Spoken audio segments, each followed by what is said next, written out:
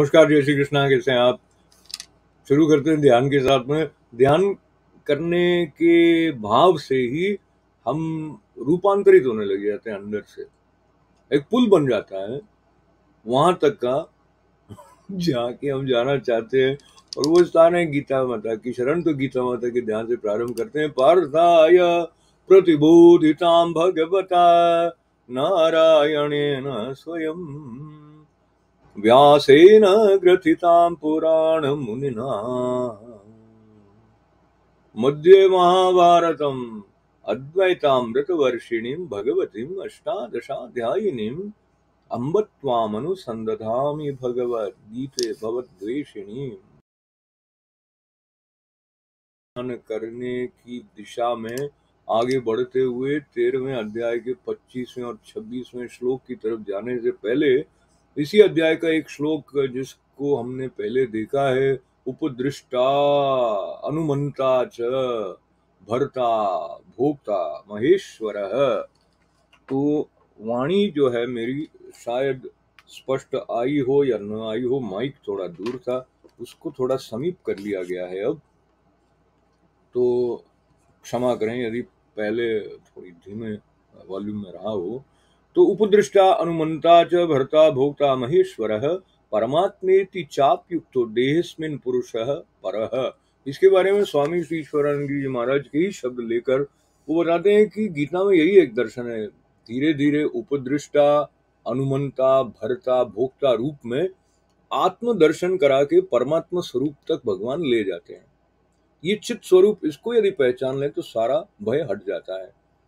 तो जैसे कि प्रसंग था श्रीमद् भगवद गीता में, कुरुक्षेत्र के मैदान से अर्जुन ये सोचने लगा कि इन सबको मार देंगे तो क्या होगा, पर ये शरीर मरा हुआ है, मरेगा तो शरीर मरेगा, आत्मा कभी नहीं मरती है, तो फिर शोक कैसा। ये वाला जो भाव अंतिम उपदेश यही है कि शोक मत कर, अब शोक के लिए स्थान नहीं है, ऐसा भगवान ने कहा। अब क्या है कि जो कभी नहीं दुखता है उसको पकड़ लिया। वो क्या है? वो अध्यात्म बुद्धि है, वो ईश्वर का भजन करना है। तो व्यवहार तो करना है, पर उसके लिए अध्यात्म दृष्टि की बहुत आवश्यकता है। नहीं तो अर्जुन की तरह हम भी शोक मोह में पड़ जाएंगे, चाहे कितने होशियार क्यों न हो। पर जब आत्म बुद्धि नहीं है, जो अर्जुन जैसा धनुर्धर भी उसको खो सकता है, तो फिर हमारी बात ही क्या है।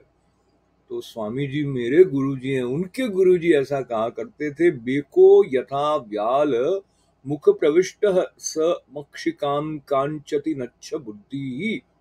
वो संस्कृत में बेक जो है वो मेंढक को कहते हैं।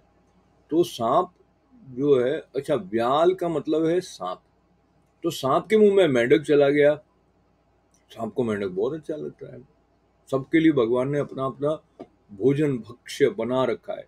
बरसात का समय आता है, कीड़े भी आते हैं, मेंढक भी आते हैं, सांप भी आते हैं। तो सांप ने मेंढक को पकड़ लिया, मुंह में रख लिया। अब मुंह बंद करना ही वाला, इतने में उस मेंढक ने देखा एक मक्खी घूमती हुई जा रही है।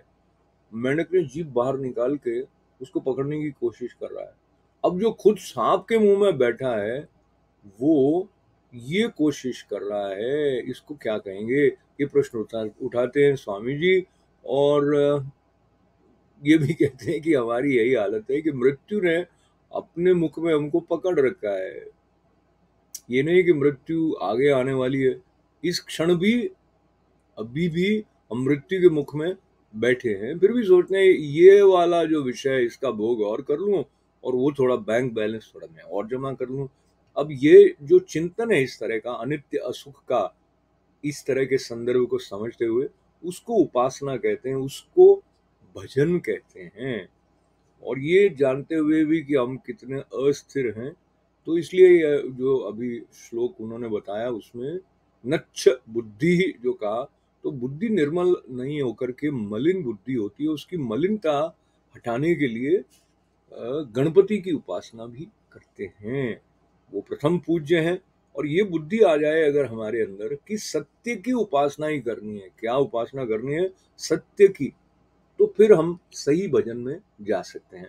इसलिए निर्मल बुद्धि, निश्चयात्मिका बुद्धि, सच्चिदानंद में ले जाने वाली बुद्धि, जिसका संदर्भ श्रीमद् भगवद गीता में आया है, और वो बुद्धि ये गणेश जी ही हैं। इनकी हम उपासना करते ही हैं, इन दिनों में विशेष रूप से कर रहे हैं। तो आइए आज का जो 25वां श्लोक है उसकी तरफ प्रवेश कर जाते हैं। अन्ये त्वेव मजानन्तः श्रुत्वा नेभ्य उपासते तेऽपि चातीतरन्त्यैव मृत्युं श्रुति परायणा।